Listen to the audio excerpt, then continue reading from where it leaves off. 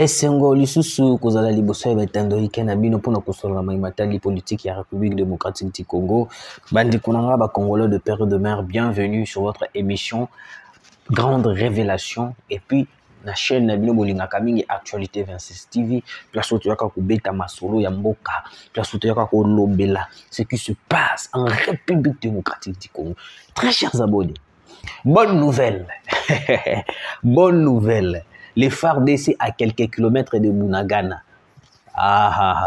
Tu as mis ça qui que donc plusieurs localités ont été occupées par M23 et qu'on vanda Kalibela et pas la baroté parce qu'ils ont territoire à Bissau pour récupérer à vous.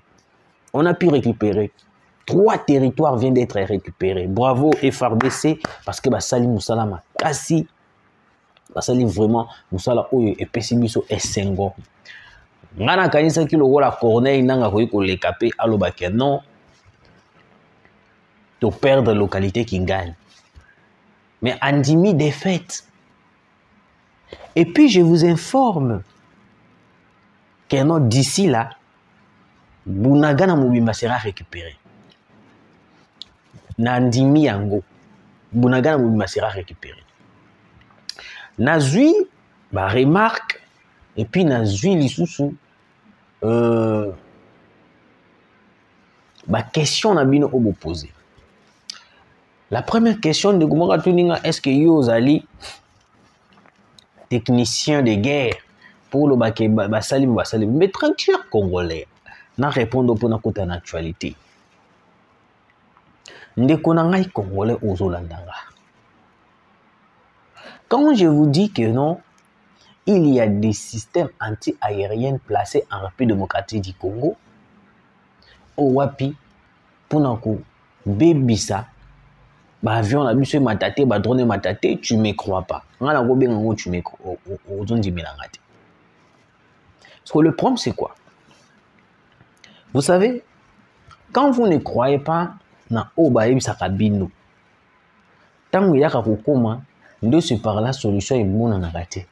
Une sorte de solution est comme pas ce qu'on peut trouver. La plus importante est à gagner. Et ça le rôle à yondongo zabongo ba ebiso ke mwasi na yo ba kangi na mobali. Au monité. La première chose où il y a tout bani ko gangi la mwasi tala non, il faut aux en ba preuve tangible. Première chose, il faut banola ko landela mwasi wana ou bana ko tuna. Soki ko tuna c'est trop dit ou bana ko se renseigner. Ce que moni ba soupçonner bien pas 5 10 personnes, ça veut dire que c'est vrai. Donc ce qu'on kanga un flagrant délit. Makambo na yebisu ya système anti-aérien au Rwanda contre l'avion la biso. Ce qui n'a pas kosa, prouvez le contraire. Pourquoi l'avion est matate? Ce qui n'a pas kosa, prouvez que le contraire. Qu'il ne connaît yo le bibo aussi na yo pena au kosa, l'avion est matate pour les locaux pour les locaux. Prouvez le contraire. Parce que dans le comment poser qui question lobby, batumso ba lobby que non, ils ont département américain. Non, ils ont département américain. Dès que musu sur lobby, to qui ba dès que musu ba lobby que non, ils ont département américain, ba boy ba avion et mata. Non. Ce n'est pas le département américain. Parce que déjà le président de la République, il avait dit non à Boyaki déjà opération de sous et à la société avec la communauté internationale. Alors, ce que vous devez comprendre, c'est quoi? C'est que tu sais qui dit il ne veut pas, soit tu sais qui dit azoyo la communauté internationale. Le coup azoyo la communauté internationale, alors il est impossible que les départements américains avaient refusé. Parce que tu sais que les départements américains sont au Canada. Donc, qu'est-ce qui se passe? Le Rwanda avait mis en place des systèmes anti-aériens. Nazo s'il sera à point où na répondre de quoi et puis na kota tout kota na sujet na bus autoyé. Alors, pourquoi a installé ce système là? C'était parce qu'il a compris que non, Le M23 a battu à Kasmingi par les drones, par les avions de chasse. Alors, il faut trouver des stratégies visant à ce que Yako les fragiliser espace aérien pour que la RDC a la ressource na makasité ya koyeba na kolonga ba FARDC ya kolonga ba M23. C'est pour cela les Américains de bazwaki ba système anti-aérien wana bapesaki yango Rwanda. Est-ce que je me fais comprendre? Yo mtotunaki nga question. Malgré tout, otunaki question te omekaki moi un peu contredire nga. Mais nga il fait na poïté, on dit contradiction, donc nga peut nous répondre. Vous comprenez?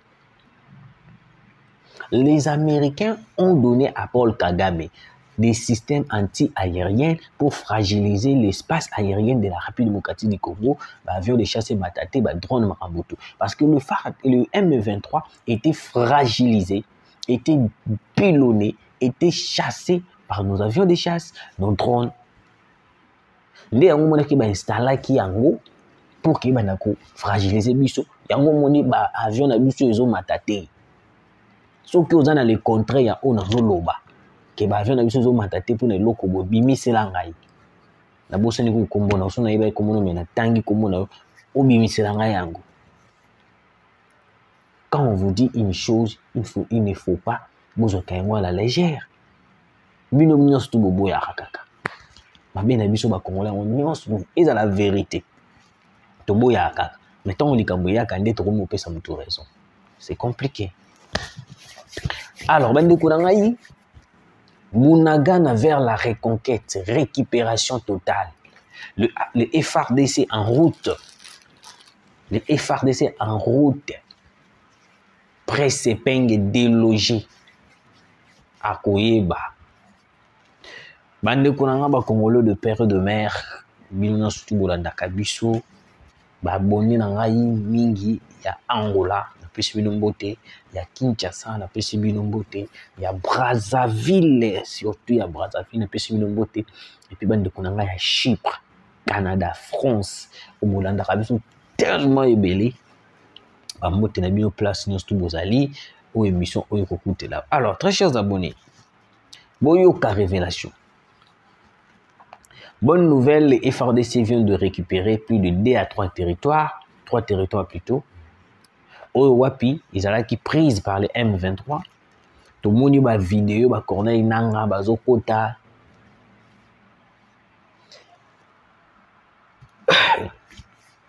Bazokota.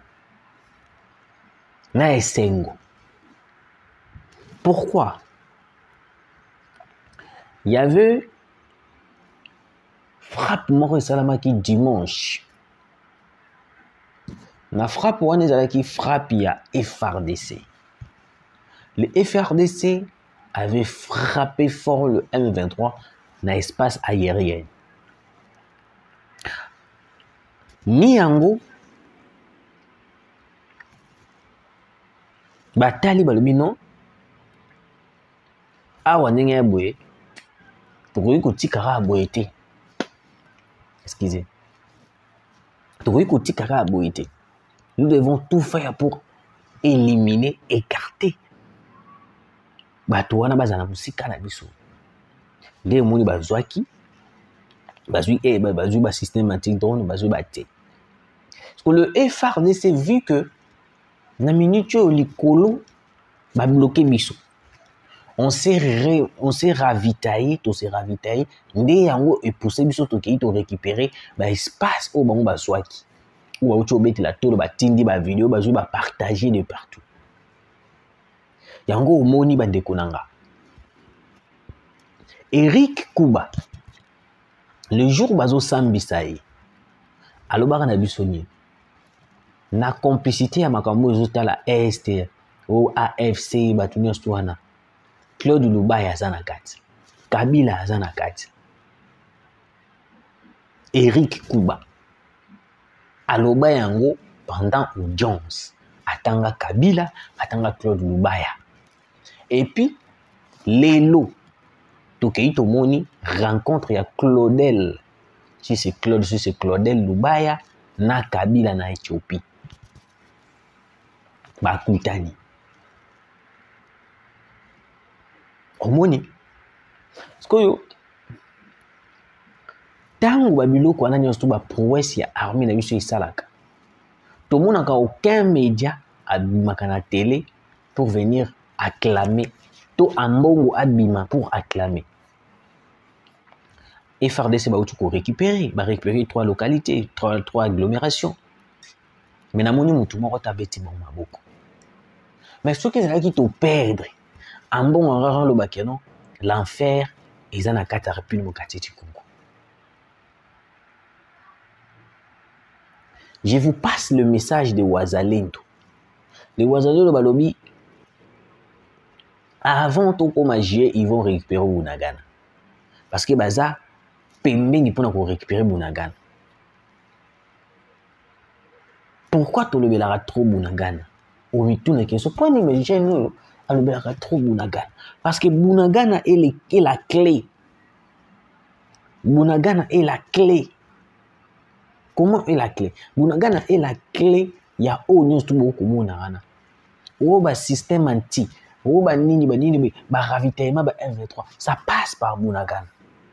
Alors le jour où Bunagana sera récupéré, tous ces frétins là, des M23 là, moi je les appelle de petits frétins. Ils viendront s'agenouiller devant nous. Nous surtout ça parce que dans la place où ils ont ravitaillé, c'est Bunagana. Le jour où Bunagana va tomber, parce que je sais très bien, peut-être que la mouki de Bunagana est tombé entre les mains de FRDC. Nazal sire le jour en Corneille nanga ba mbangwa ko banda. Na lobi les jours en Corneille nanga ba mbangwa ko banda. Nazal sûr a occupé magana Rwanda.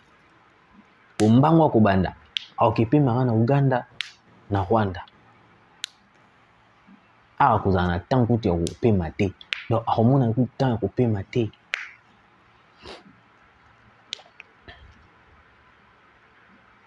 Les prouesses de FRDC, on devait voir des gens acclamer, comprendre. Mais quand les gens n'acclament pas, les gens ne soutiennent pas le FRDC, surtout les opposants. Surtout les opposants.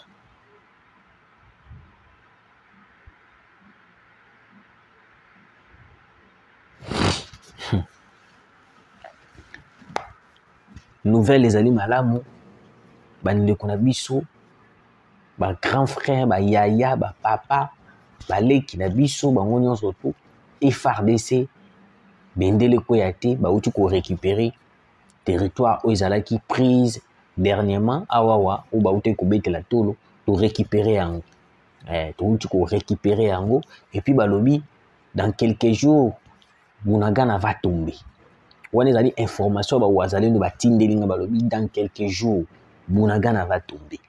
Donc on récupérer Bunagana. On a des confirmations ba ndeko na biso ba Wazalendo. Nous allons récupérer Bunagana. Alors, deuxième sujet na biso ezali excusez Presse Penge. Presse Penge aleki na itando ike alobi mauvais troupes exaté, mais il n'y a que de mauvais chefs.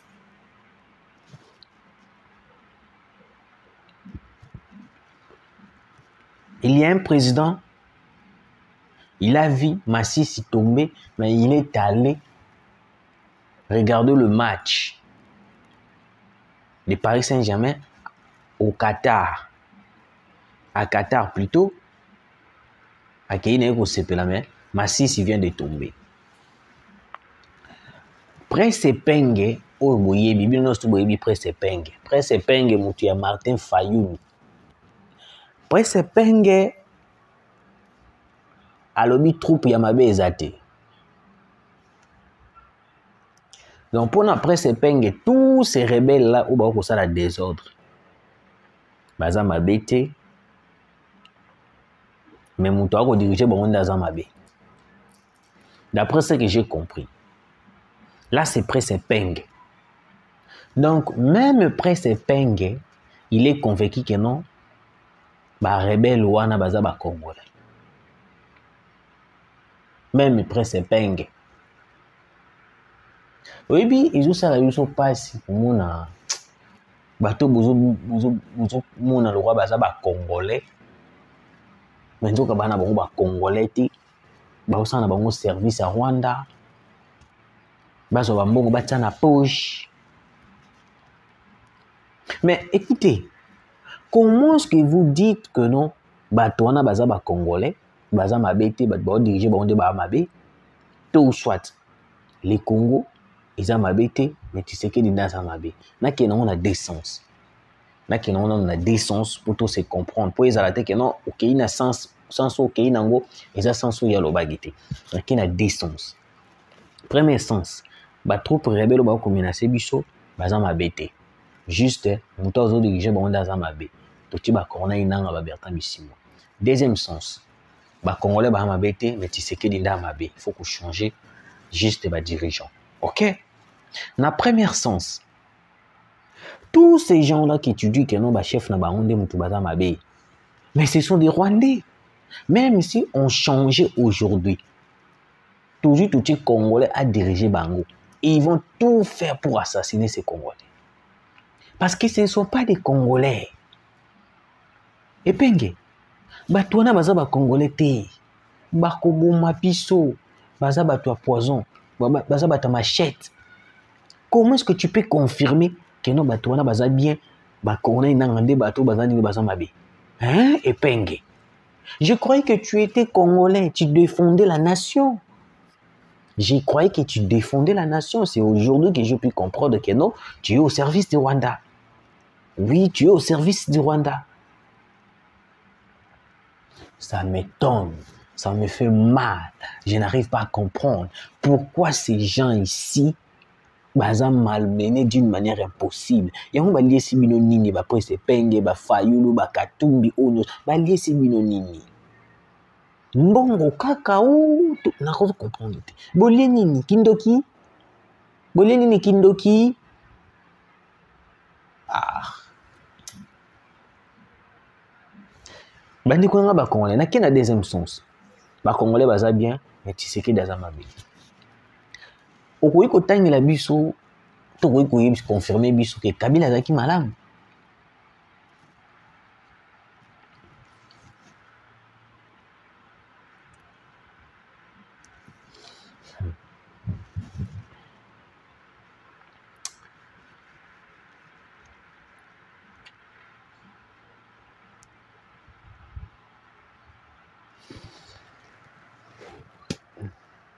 Tovandi na Kabila plus de 18 ans.